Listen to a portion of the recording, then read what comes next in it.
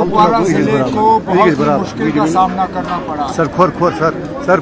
खासकर अगर हम डेवलपमेंट के लिहाज से देखें, गवर्नेंस के लिहाज से देखें, तो ये पिछले 5-6 साल जो है ये कुपवारा जिला के लिए बहुत भारी साबित हुए। हमने तो अपने दौरे हुकूमत में कोशिश की थी कि हुकूमत को हम लोगों के ज़्यादा करीब लाएं।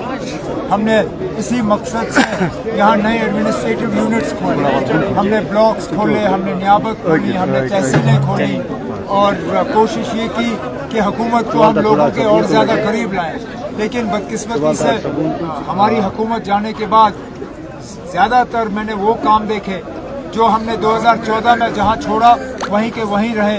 उसके बाद उन लोगों ने कोई खास तरक्की नहीं की है। सर, मनीशंकर अय्यर ने जो है कल एक इंटरव्यू में कहा था कि पाकिस्तान के पास भी न्यूक्लियर हथियार है, हमें उनके साथ दोस्ती करनी चाहिए, उनके इंडिया ना समझे कि उनके पास भी नहीं है। तो इसके रिएक्ट में जो बीजेपी इस वक्त कह रही है, वो कह रहे हैं कि ये लोग फिर से उनके साथ डायलॉग की बात कर रहे हैं। आपका क्या रिएक्शन? मुझे मनीशंकर अय्यर साहब की बातों में जाना नहीं है। हम पड़ोसियों से बात सिर्फ उनके न्यूक्लियर वेपन्स को देख के नहीं करते हैं ना। हमारे और भी पड़ोसी हैं जिनके पास न्यूक्लियर वेपन्स नहीं है, लेकिन उनके साथ हम रिश्ते जो है ठीक रखने की कोशिश करते हैं, चाहे वो बांग्लादेश हो, मालदीव्स हो, श्रीलंका हो, नेपाल हो, भूटान हो, म्यांमार हो।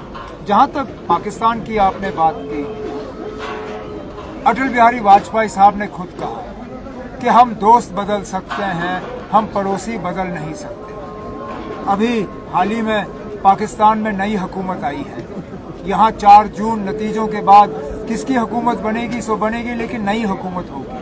हमारी यही उम्मीद होगी कि ये दोनों मुल्कों के लीडर जो है बातचीत के लिए एक साजगार माहौल बना के यहाँ जो हमारे आपसी मुतालबे हैं, मुश्किलात हैं, उनको हल करेंगे। प्राइम मिनिस्टर मोदी ने कल रिपब्लिक टीवी के इंटरव्यू में कहा कि हमने यहाँ पे पूरा वेदर चेंज किया है, वो चाहे ट्रांसपेरेंसी हो, चाहे करप्शन का खात्मा हो, हम जो इस वक्त लोग हैं वो वोट करें, एंजॉय करें डेमोक्रेसी को।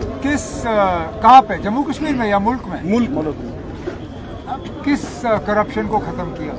कल ही तो वजीर आजम साहब ने अदानी जी और अंबानी जी पे काला धन ट्रकों में भेजने की बात की। तो अगर अदानी जी और अंबानी जी के पास काला धन ट्रकों में है तो जाहिर सी बात है कि करप्शन का सिलसिला जो है वो रुका नहीं है।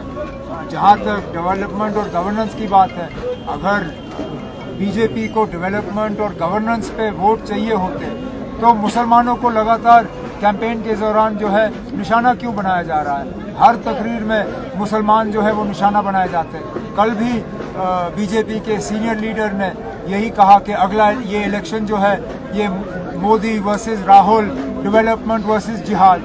आप जिहाद की बात करते हो सिर्फ ये दिखाने के लिए कि मुसलमानों को जिहाद के अलावा और कुछ आता नहीं है। क्या हम तरक्की में हिस्सा नहीं लेना चाहते? क्या हम तरक्की में शामिल नहीं होना चाहते? क्या हमारे नौजवानों को इस मुल्क के तरक्की में जो है अपना हिस्सा मिलने का कोई हक नहीं है? आखिरकार अगर इस मुल्क की आबादी 140 करोड़ है, उस 140 करोड़ में से 14% आबादी मुसलमानों की है। मुसलमानों को भी हक है कि वो इस डेवलपमेंट में हिस्सा ले। ये हमारे साथ जिहाद का बार बार ये टैग क्यों जोड़ा जाता है?